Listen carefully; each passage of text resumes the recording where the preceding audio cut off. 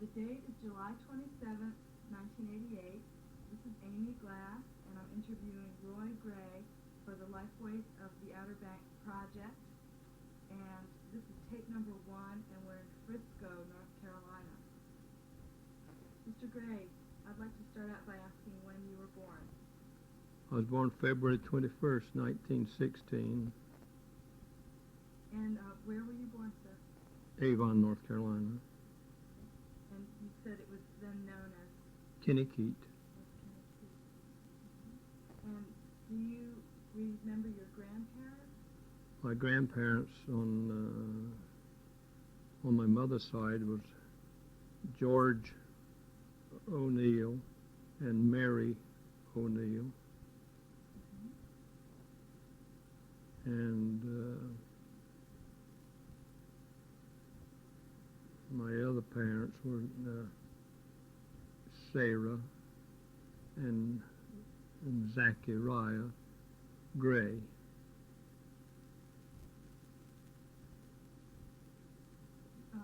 Do you have any memories of yourself as a child with doing anything with your grandparents? We used to go visiting in the evening after we'd had the meal we call supper. We'd go visiting the neighbors here and there, and in time when my mother's milk cow wouldn't come home, she'd probably send me to look for her, and I'd go chase her up, and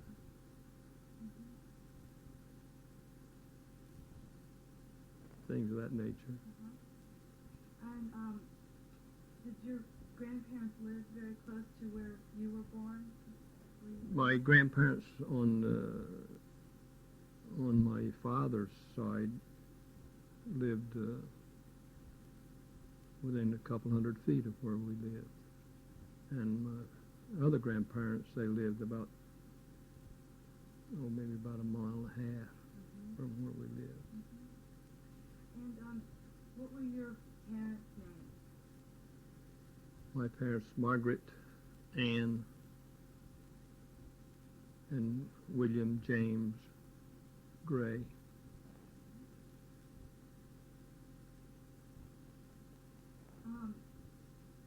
Can you tell me what your father did to make a living back when you were a young child? My father was also a member of the Coast Guard. We served in the Coast Guard, I think, over 30 years. Was that the life-saving service? That was a life-saving service. Was he stationed at Little Kinnakeet? He was stationed at Big Kinnakeet.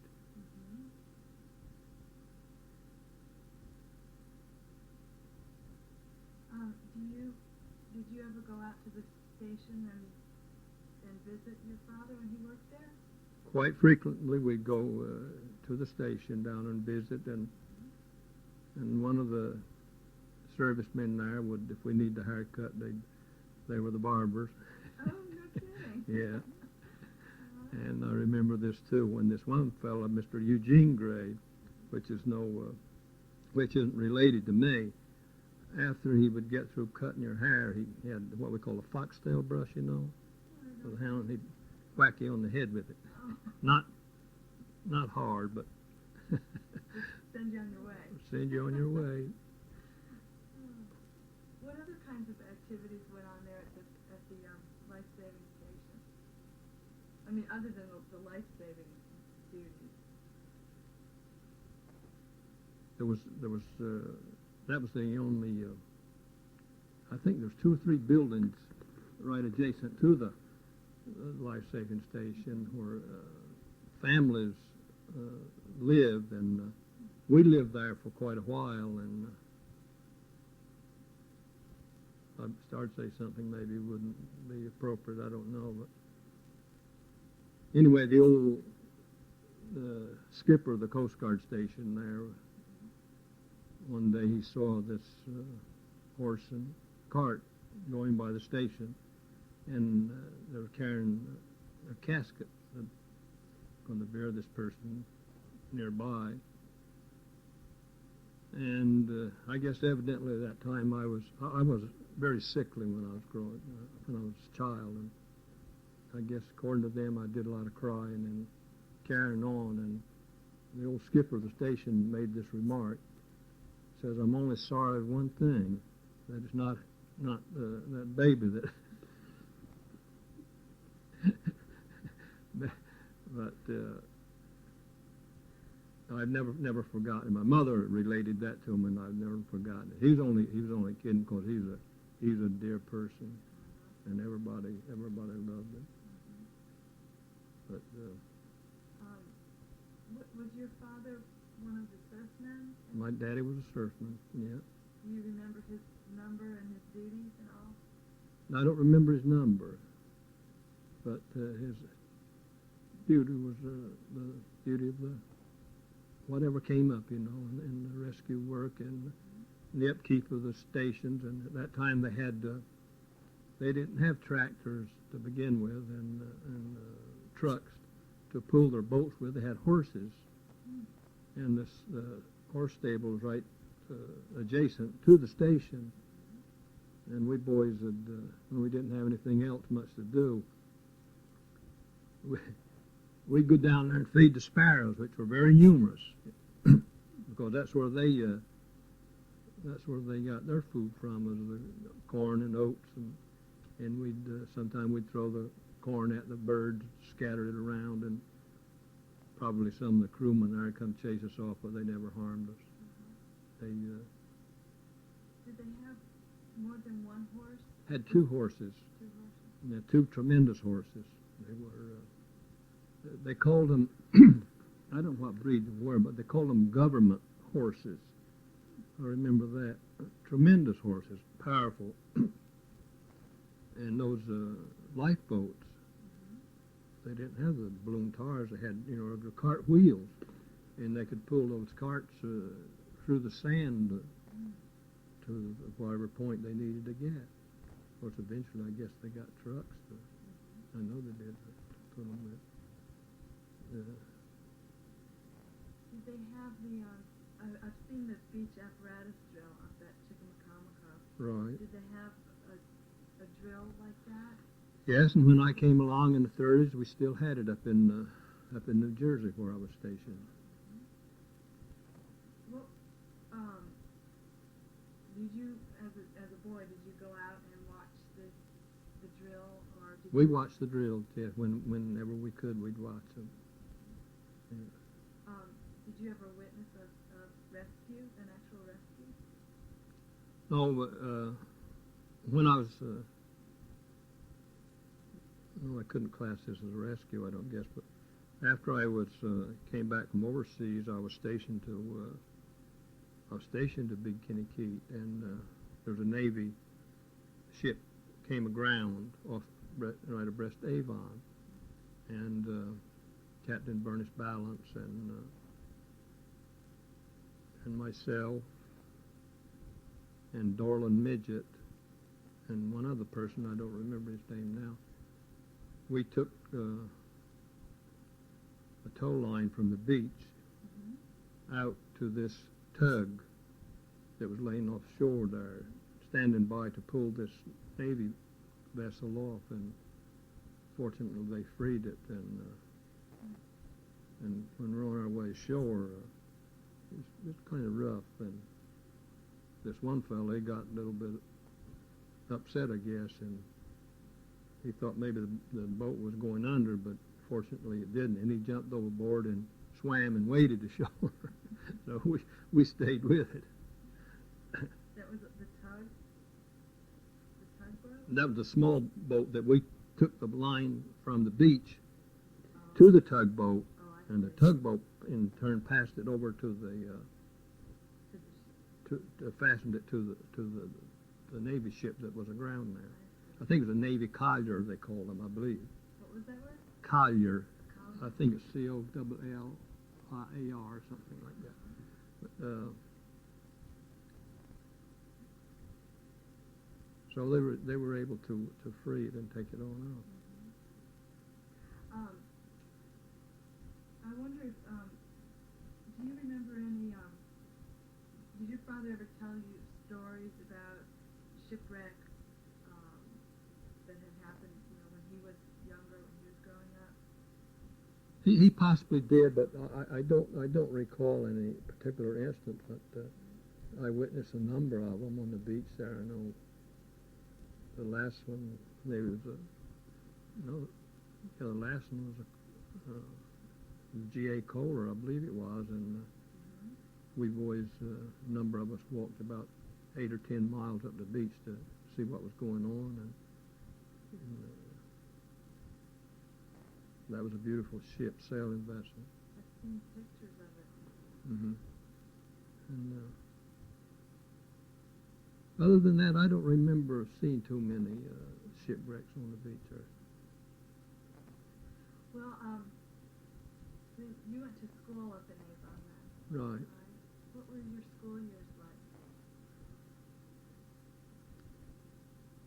Very interesting. Very interesting. Yeah.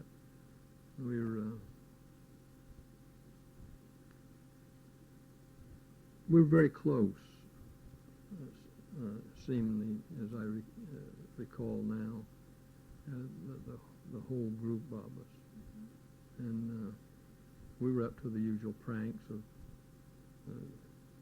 we got in boys and girls minor troubles, which didn't amount to a whole lot, and maybe sometime the teacher would report us to our parents, and of course we had to pay for it. Mm-hmm. But what grade did the school go up to in Avon? Did it go up to 11th grade? no, not then. It didn't go to the 11th, I don't believe. I believe it was either 9th or 10th. It seemed like it was the 10th grade. Mm-hmm. And I'm not sure about it. It's been a long time ago. Yeah. Yeah. But we had, there's no question in my mind now but what we had good teachers. Mm-hmm. Number of our teachers were local people, and I'm thinking about this lady who lives in Hatteras now. She's Hilda Brown. And she taught school up She in taught Avon? school at Avon, and the schoolhouse was wrecked there while she was teaching. So she took her group, the classes that she was responsible for, and took them over to my mother's house, and there she taught school till they could get another building. And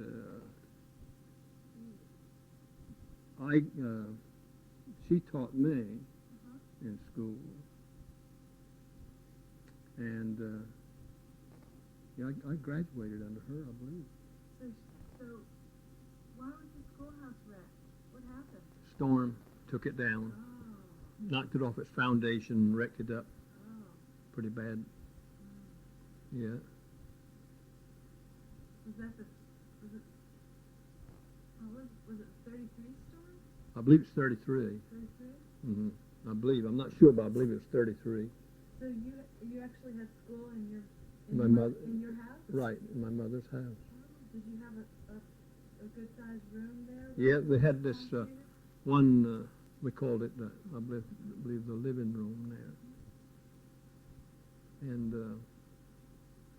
had quite a large group in there. And I guess maybe they spread them out in the other homes, that would take them. So you just would get up in the morning and go to school in your living room for Right. however long that period of time. Right.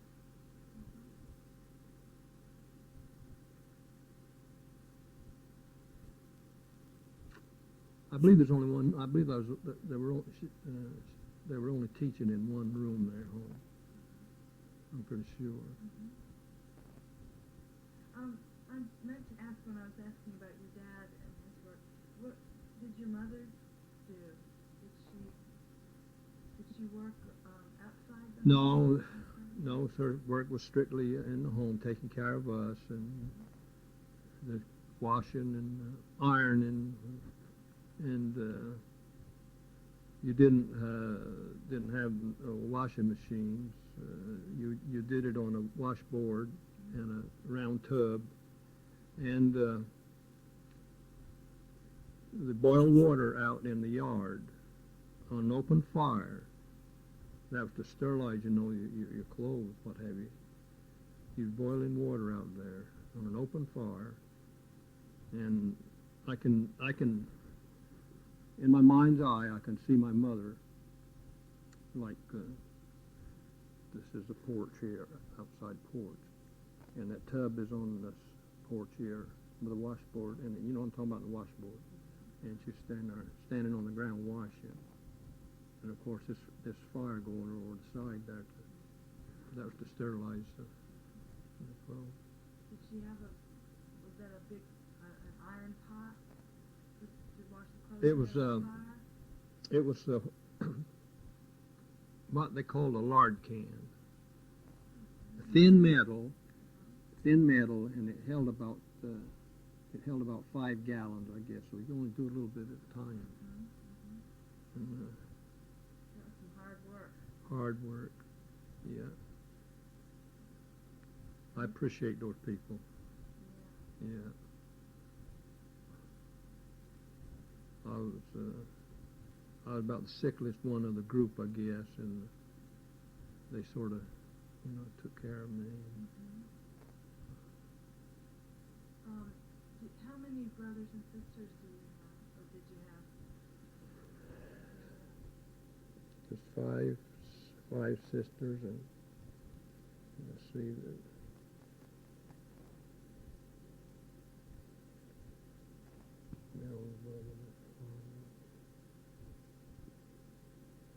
four brothers. A big family. Yeah, 4 brothers. And where were you in the line up there? I was, let's see, my first brother, then my brother Tommy, Pearl, and Roy. I was number 4. All my brothers are gone, and 2 of my sisters are gone. Did you ever have to help take care of any of the younger kids? Oh yeah, that was part of your. It was just take for granted that you help out with them. What kinds of things would you do to help out? We'd help out if we were qualified. I mean, if we got far enough in school, we'd help with the lessons, and I guess we'd even help with their clothes and try to keep them straight. Lots of different things that I don't offhand recall, but we tried to look out for them. Your dad would have been gone. Was he out a week, out 8 days, and then back? They were, I think it was 7 or 8 days. Then they got what they called a home day. That was one day, maybe out of, I'm guessing now, maybe one day out of a week. They called it. Now they call it Liberty. Back then they called it Home Day. And,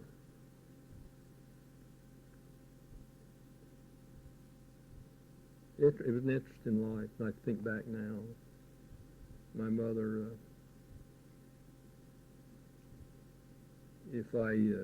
we had horses. We all of us had horses. And this particular time, they had a dipping vat. You know what I'm talking about now? Okay. Well, you could see the dipping vat from my mother's house. And this day she told me, or the day before maybe, she says, Roy, don't you ride that horse tomorrow. So tomorrow came, and I rode the horse. So she didn't wait till I come home. She knew I'd been riding the horse. Maybe she saw me. And she met me. And I hadn't forgot it. She punished me right there. Didn't wait till she got me home. She laid it onto me, which I deserved. And I appreciate it. Yeah. Had the horse been dipped? Oh, yeah. We helped, the other boy and myself, we helped round up the horses. And we got this in this particular instance I'm thinking of, we would really got in trouble if they'd have known it. This old gentleman had a number of horses, and he was responsible for seeing that the other horses were rounded up and dipped. So this boy and myself would round them up. And when they'd dip them, they had a paintbrush, just as they'd go down this chute. And they had this paintbrush with green paint. And right back here, they'd put a dab of green paint. Then when they call the range riders, when they would be investigating the herd, the horses and the cattle, if they saw this dab and it wasn't fresh paint, they knew that somebody had missed out. So we missed some, I guess, and we this one old horse in particular, he didn't have too much ambition, and it's hard to move, and we'd put a dab on him.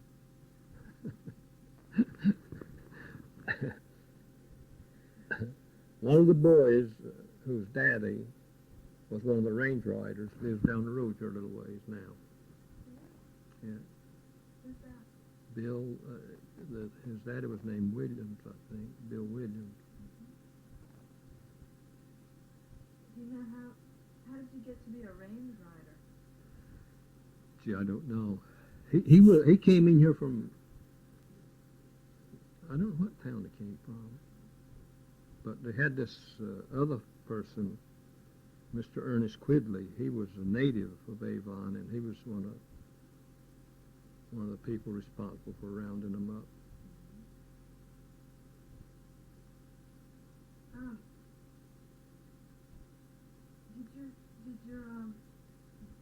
You said you had horses. Did your family have other livestock? Had cattle. They had most of the people had a cow, or maybe several. I say most of the people, a goodly number did, that they used them for milk purposes. And they keep the calf in a stall, like, and in an enclosure. And then they turn the cow loose, and she'd wander out, and wherever she could find feed, and she'd come back next day to be milked and feed the calf. But a goodly number of people had cows, and I know we had a number of them. Did your mother ever make butter? I don't recall of her ever making butter. She might have. Was she the one to milk the cow, or did anybody else do that? Well, we kids could milk them, but my mother and my mother did most of it. Yeah. Did you have any other livestock? Did you have hogs? Had hogs. Did you? Yeah, we had hogs, chickens, and ducks. And we had the horses and the cattle. And what about our garden, vegetable garden? We had the vegetable garden. Yeah. And a goodly number of people fished. And about most of our fresh vegetables came out of our gardens.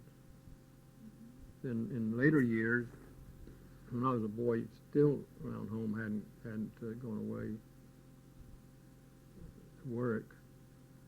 There was trucks came in from the mainland, fought all that sand and what have you, no pavement, and brought fresh vegetables in and meats.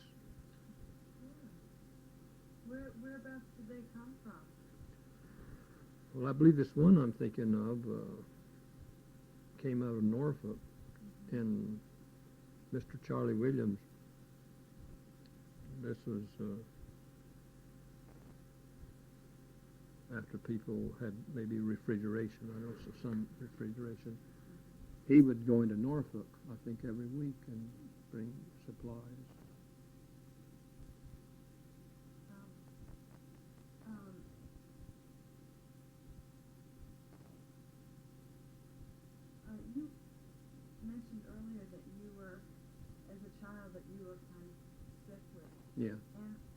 been curious in the interviews about what medical care was like on the island, in the early days, Mhm. and I wonder if you could tell me what sort of medical attention you got as you were growing up. Mhm. Well, I can remember this lady doctor. Her name was Epler. That was her last name. I don't know what her first name was. That was quite a while ago. And there's a Dr. Kinfield. He was one of our first, not one of our first doctors, but one that I remember, that I recall. You know, they had. I've heard people here on the island speak of other doctors that had been here, but I didn't remember any of them. But this Dr. Kinfield, I would say, I was only a teenager at that time, but I would say he was a good doctor. He could handle most emergencies. Did they give you any kind of preparations, or was it mostly patent medication? Patent for as well as I can remember. Mm-hmm. Mm-hmm. You missed that. You were just now you were telling me about what it was like to drive over the sand. What was it like to drive over the sand? Well, if you had a few years' experience, it was difficult. But if you didn't have any experience, it was impossible, just about impossible. And quite often, in trying to get from one point to another through the sand and what have you, we'd deflate our tires, and sometimes it'd be too much. Then we'd throw them off the rim, and then we were in bad trouble.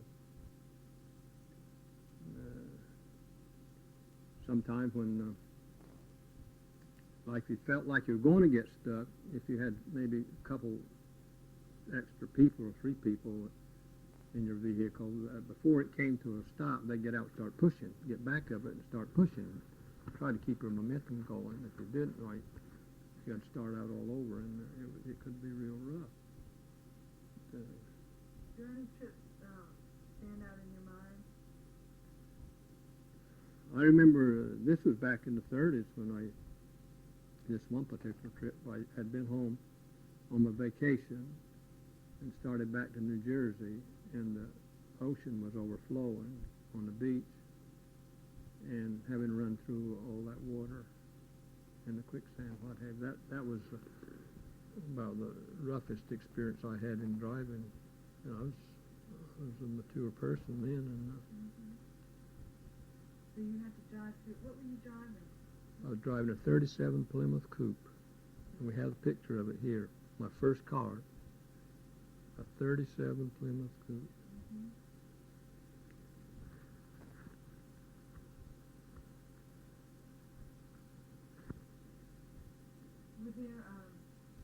Were there different paths or Right. roads that you could take that were carved out these sand Right. roads? There was different.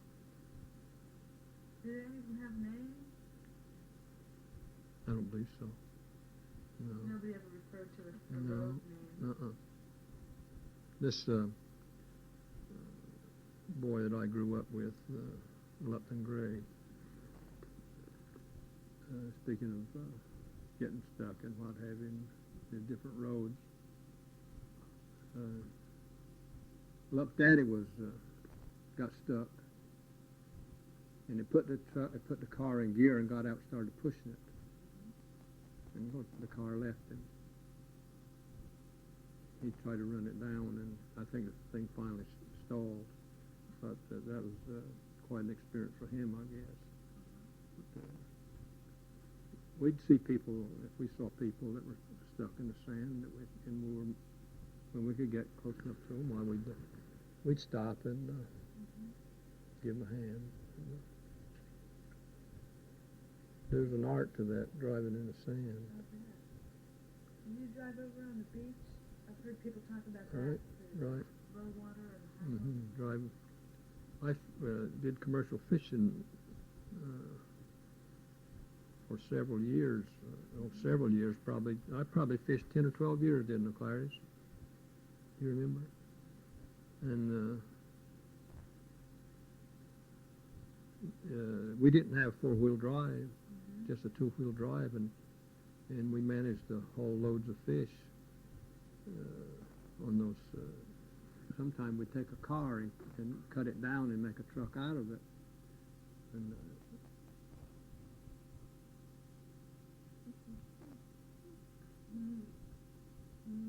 How would you cut that? How did that work? go right back of the, like if it's a two-seated vehicle, you go right back of the two seats and cut right through the cab, cut it and take the rest of it off, see? And then you'd board it in and maybe a peephole or maybe a piece of plexiglass or something nailed up there or tacked up there so you could look back and but we fished we finally we started out with a Model A and then we graduated to we finally bought us to there's a couple old pickups and which made things much better.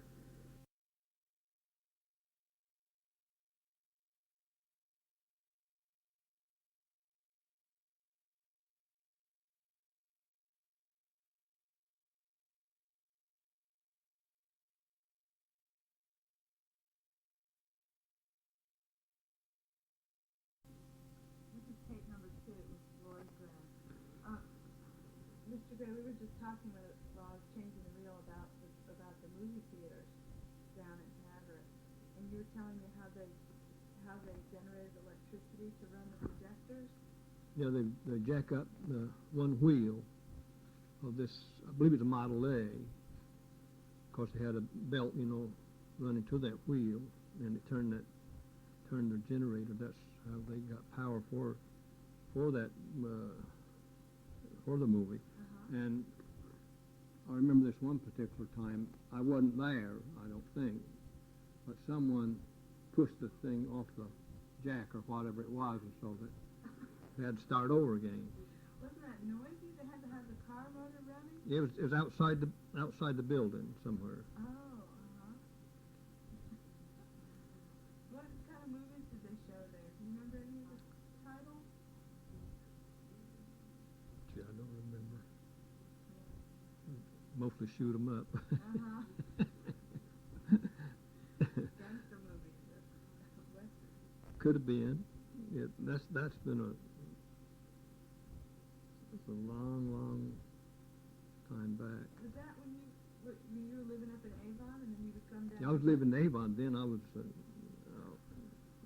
hadn't even thought about getting married at that time, and just a teenager. Would some of the teenagers drive down for the evening to go to the movies? Right. And speak about my uncle a while back. He had this truck, and I would take a group down to the movies, down to Hatteras, and had the same place they had the movie. Where they had the dance hall. And,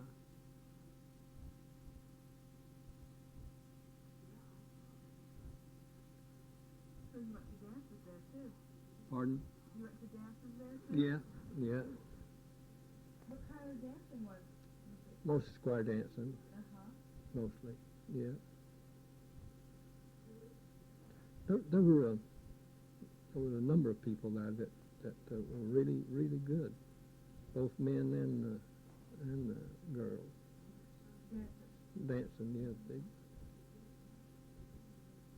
Were there local musicians playing, or did they have Local musicians and record, and then they graduated up to the what they call them, piccolo or something, and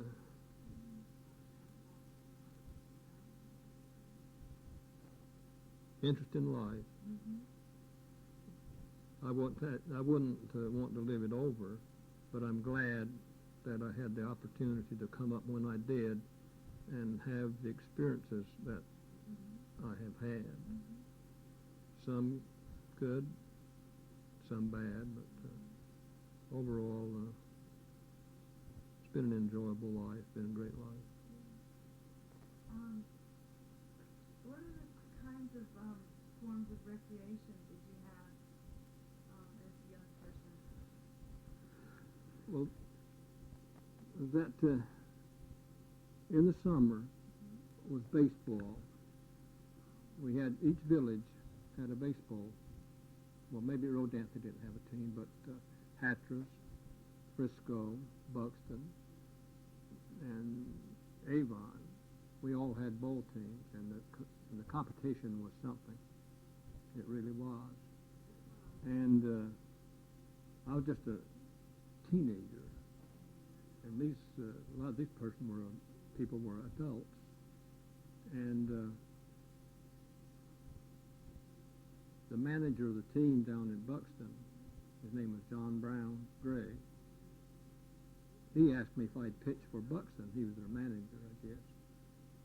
And he paid me a little bit of money, maybe 50 cents or $1 or something, or what have you. And that was worth the effort to me. And fortunately for me, I had pretty good luck in my pitching days.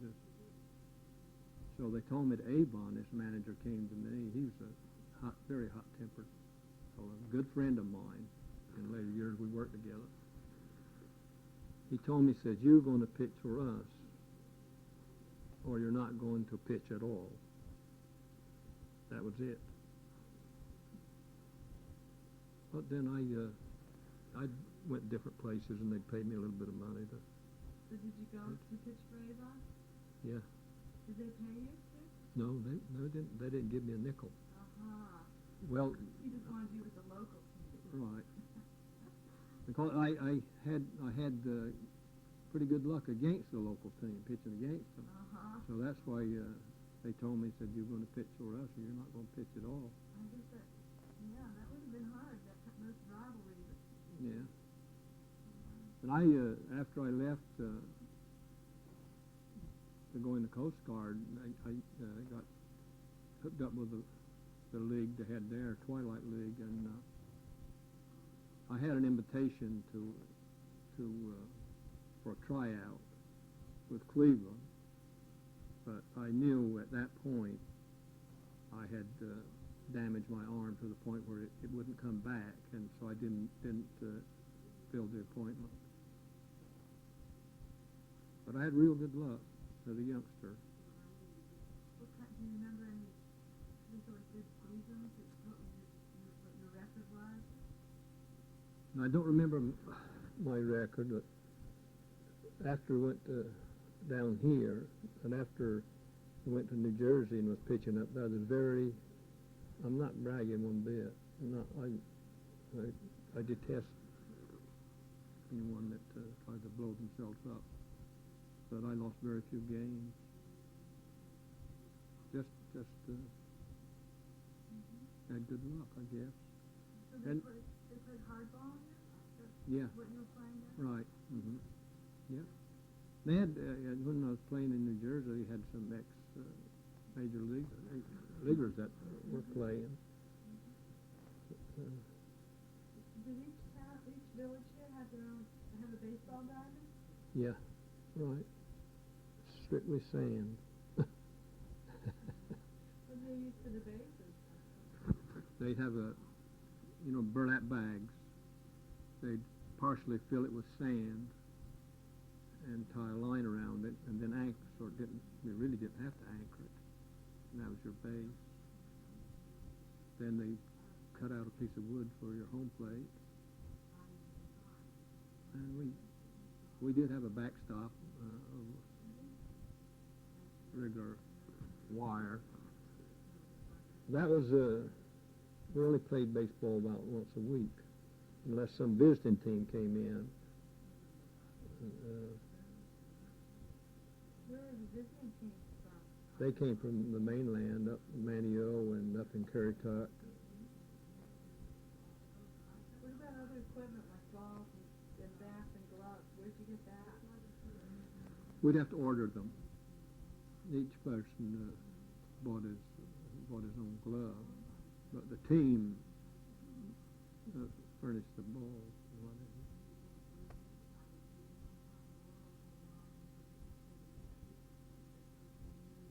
Do you have any team photographs? I have a picture of a friend myself of the team when we were playing in New Jersey. I don't know, somewhere here. Dallas Miller, who's still he's a pretty good player. And so after you how did you decide to go away? What made you leave the island? Well, there was really nothing much here to do but do commercial fishing, which you didn't really make much money at that. And my daddy was Coast Guard, my brother Coast Guard, and my younger brother Coast Guard. But that was a thing for us to do if we could get opportunity to get into Coast Guard. They paid you $60 a month. That was tremendous pay back then. If you got in the life-saving branch of but if you had to go aboard one of the ships, when the Coast Guard cutters, you started off at $21 a month. Then if you were lucky, you could work yourself up. But we started off at $60 a month. That was a lot of money to us. Was getting into the life-saving branch of the Coast Guard difficult to do? It seems like with the higher pay, it would have been more competitive. Well, my brother, who was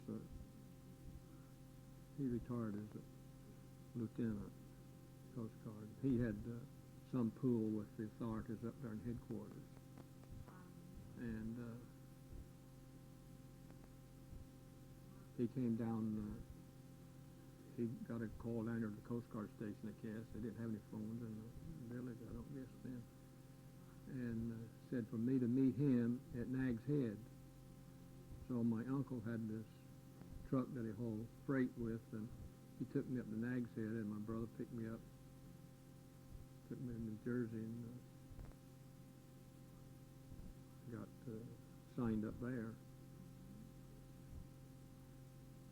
I enjoyed the military very much. It was a good experience.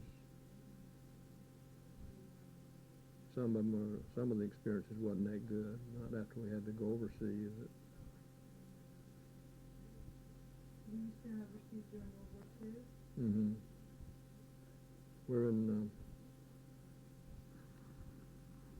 in the invasion of Solomon Islands, and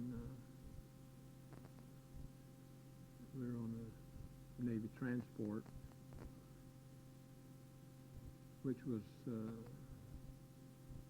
bombed and strafed a number of times and torpedoed twice. And our ship stayed on fire for I think about 3 days, and we kept the skeleton crew aboard there, and we kept the fire hose trained on this watertight bulkhead door, which wasn't watertight in this particular instance because it had warped. The heat had warped it, and that burning gasoline light was coming from in that room there back into here where you're trying to keep it backed up. And it was a harrowing experience when you'd meet your friend coming down to relieve you. You could only stay down there so long.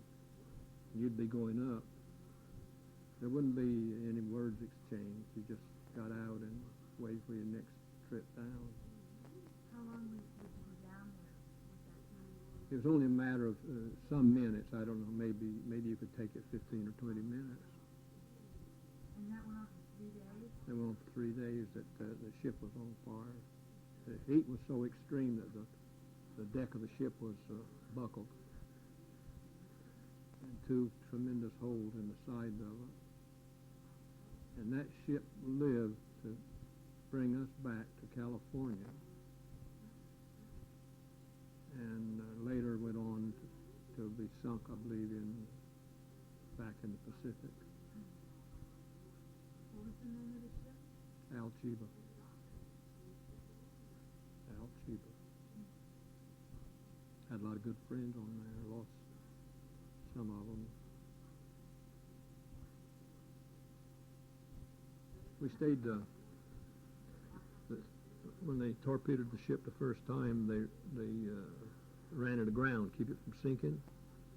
It was loaded, and number 4 hole was loaded with bombs, just as full of bombs that you could get the hatch on and close it down. And the other holes had small arms ammunition and 50-gallon drums of gasoline.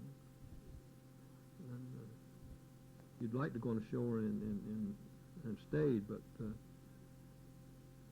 you couldn't do that. You had to stay there.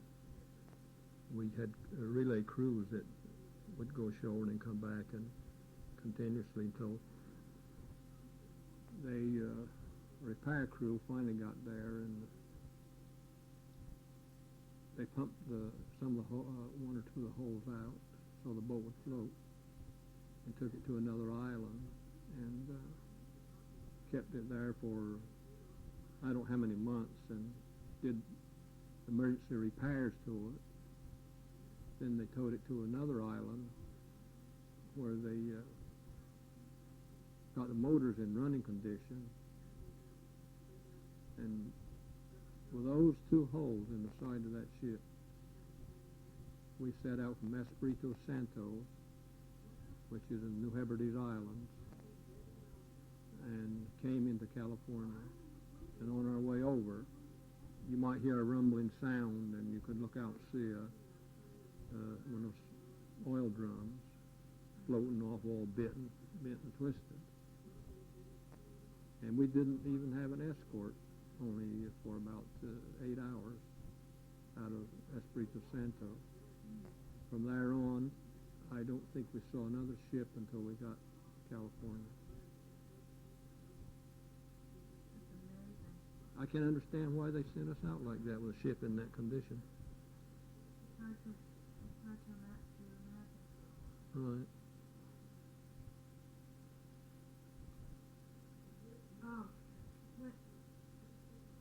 So your experiences with the war, I'm sure it was pretty important.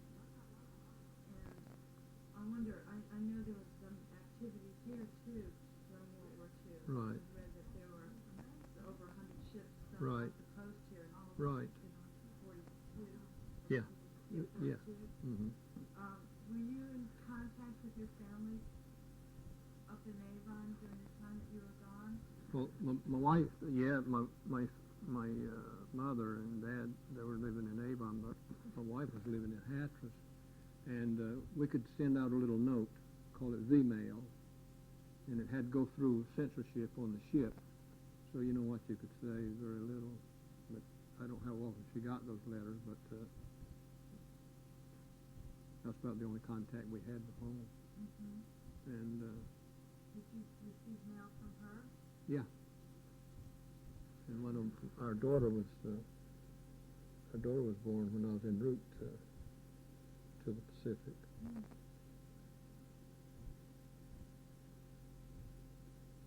Did your wife inform you of what the activities were here in Hatteras during the bombing? Yes, pretty much, yeah. She could keep abreast of things. You didn't get mail too often, though.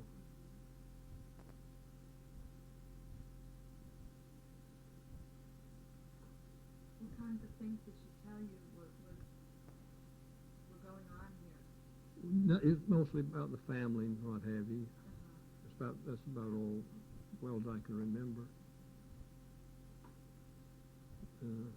I think she said she was tending had one of the children changing its clothes or something, our baby, and she heard that the Alchiba had been torpedoed.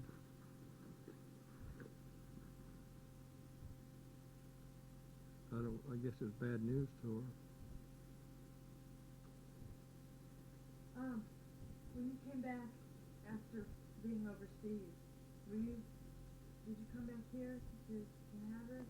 They came back here to Hatteras, and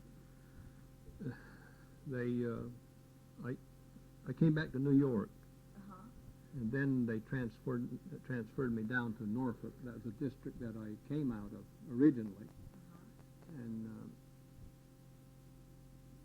then they asked me in headquarters in Norfolk where I preferred to go, and I told them just as near home as I can get. And at that time they had a Coast Guard unit in the village of Hatteras, and it was called the Girls Club. And they said, would you like to go there? I said, no, that's too close home. So I went outside the village to, you know where Creed's Hill is? Yeah. I went there, and from there I went to Big Kinnakeet. And my health was getting bad at that time, and our doctor down at, we call it Cape Point, you know, the Coast Guard station that's there now. Clarence remembers his name, I don't. He came to me when he'd been treated. No, it was after. So the doctor came to me and said, you've had enough. Says I'm sending you up to our board of survey. So they retired me. And that was in 1946. Mm-hmm. Well, one question that comes to mind is why was it called the Girls Club? There's some wealthy person, and here again, Clarice remembers his name. They built this for the young people there, for some place for them to go and entertain themselves. And they had dancing there and what have you. And then when the war came on, the Coast Guard took it over. And you know where the clinic is now, Hatteras. That's where the Girls Club was originally. They tore it down and built the clinic there.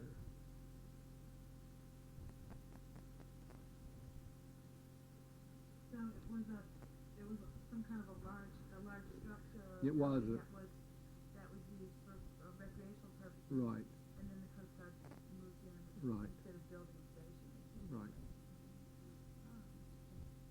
How long were you at Creed's Hill? I was at Creed's Hill about a year, I believe. And was that mainly life-saving? Right. Kind of duty? Right. Was there activity? Very little activity at that time. Right, in the immediate area, offshore, yes, but we didn't have, the boats we had was strictly for off the shore and a short distance out and right back. It was, in fact, it was powered by manpower. Oh, yeah? This one was, yeah. It did not have a motor. So you rowed? Rowed, right. And was that a patrol kind of duty? Would you go out on the boat every day? No, well, they had patrols at night, on horse patrol with, I believe they had dogs too. That was for anyone trying to get in on the beach, you know, foreigners or what have you, trying to come ashore and do what they wanted to do. So they had horse patrol. Were you on horse patrol? I was at the station where they had horse patrol, but I didn't, I was one of the supervisors, and I didn't have to ride those, but those boys went out on some rough nights. So what would you do, get on the horse at sunset? Yeah, in right patrol. on the beach? Yeah, right on the surf, like, Oh. down the beach. Uh-huh. Yeah. and they were just looking for anybody in distress, Right, and then they would come right back up, tell right. you where it was, and then you take the boat down? If necessary, yeah. necessary? Yeah. And what did you have, tractors or trucks that pulled They had a out at that tractor. time? They had tractors then, and they had also had trucks. Were the life-saving techniques still the same as were used during the life-saving service at that time? They had more efficient and better equipment in that area than they did when, like, for instance, when my daddy was in the service. They had more power boats, and it wasn't all manpower then. But did they still use the Lyle gun and the britches buoy? Right. for They still slicing? had that. We still practiced with that until I retired. They were still using it. But anymore, they don't use it, I don't guess. So you were a supervisor at Cleves Hill, is that right? I was second in command at Big Kinnakeet, and I held a petty officer's job at Creeds Hill. Okay, up at Big Kinnakeet, what were your duties there as second command? Responsible for the patrols and the upkeep of the station and general maintenance, you know. And How was the station furnished then? Could you describe what the inside of it looked like? well, sort of like you might say maybe a small motel. Had all these rooms in it and had office spaces in there. It had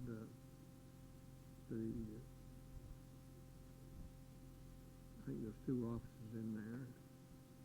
Those that kept the records and were the man in charge that was supposed to work out of. And then there's the crew quarters, like their bunks and what have you. Those very there wasn't a whole lot exciting went on really. You're just there to try to keep those things from happening. And while the period of time I was there was nothing very exciting happening.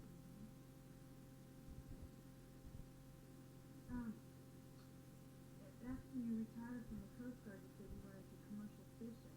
Right. And that was surf fishing? Surf fishing and fishing in the Sound, fishing pound nets and gill nets, and also hull seines on the beach. That was the most interesting and the most rewarding, maybe not financially, but the most rewarding work that I ever did, I reckon. I thoroughly enjoyed it. Hard labor.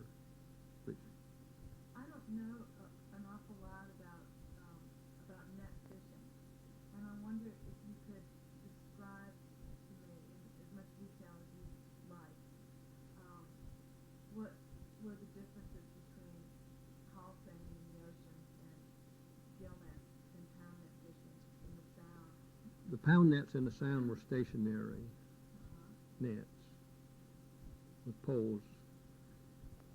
The nets were tied to poles, and they were stationary. And our gill nets in the Sound were like, if we're mullet fishing, for instance, and we would go out in the days and you could see the weight of these fish. So you'd try to enclose them with a net like this, which was a gill net, and that gilled them. But in the pound nets, the mesh in the net was so small that it'd take a real small fish to gill in it. The fish that were of size for sale, they just swam freely in there, and you would sort of herd them up in that net and bail them out with dip nets. And then on the beach fishing, we had the hull seines, which gilled the smaller fish, and the larger fish that wouldn't gill, we'd bunt them up and haul them on the beach. And like the big rock fish, which got up to maybe 75 pounds, some of them or more, why we term, an expression used as bunting them. They couldn't, the mesh was so small they couldn't get through couldn't get through it. And with a lot of manpower, we'd just pull them out on the beach You pull them by hand? by hand. And You actually grab hold of the fish? grab hold of the net and pull the net out until you'd get the fish up in a bulk like where the water wasn't so bad, and then you'd gig them. You had a gaff, and you'd gaff them and pull them out on the beach. Then there were some of the fellows, they had more up-to-date equipment than we had. They had these four-wheel drives that could pull the nets out. But we did most of ours by hand.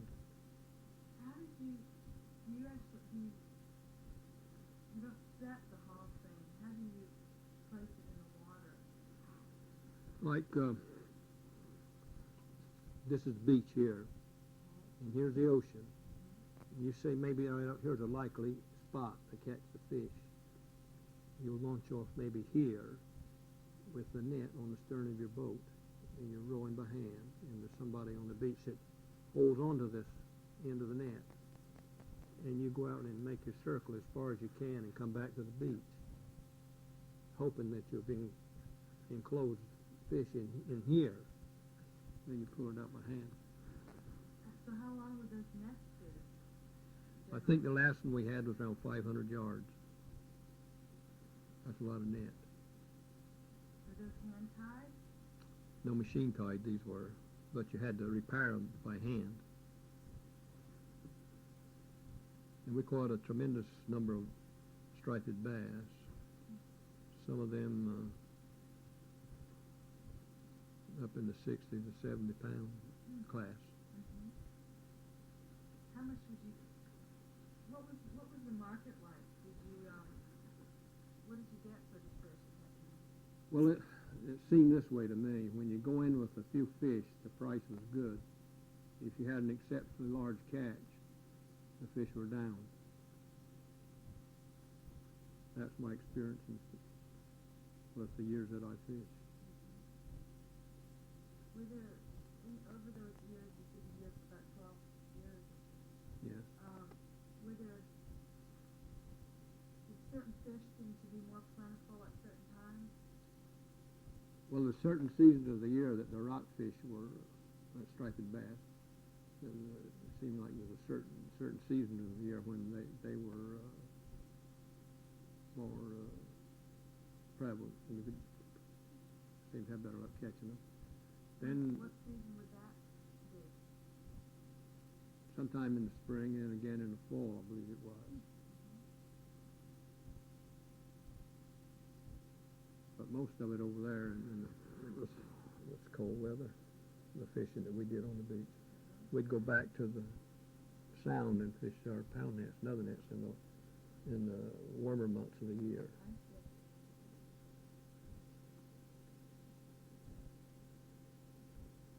Did you have fish camps set up on the beach? No, we didn't have fish camps.